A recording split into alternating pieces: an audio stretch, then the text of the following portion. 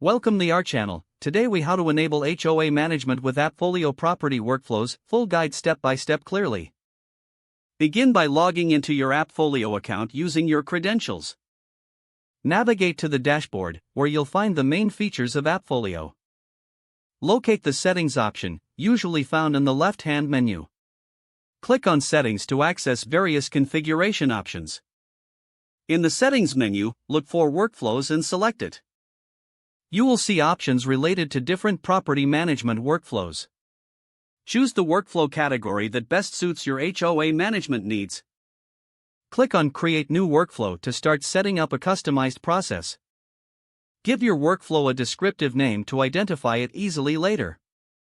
Select the type of workflow you want to create, such as maintenance requests or community communications. After choosing the type, you will be prompted to add specific tasks to the workflow. Add tasks that are relevant to HOA management, ensuring they align with your objectives. Assign team members responsible for each task within the workflow. Set deadlines for the tasks to ensure they are completed on time.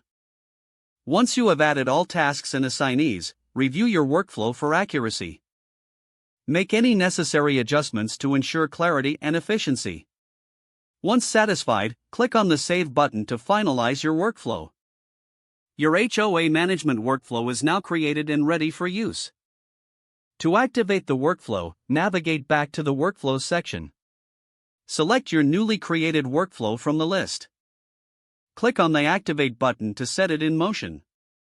Monitor the progress of the workflow through the AppFolio dashboard. Utilize the analytics tools available to assess the performance of your workflow. Make adjustments as needed based on feedback and results. Communicate with your team regularly to ensure everyone is on the same page. Continue to refine and enhance your workflow for optimal HOA management. If the page does not load, refresh the browser or try again in a private or incognito window.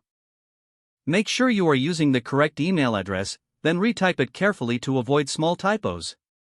Don't forget to like this video and subscribe to our channel for more step-by-step tech guides.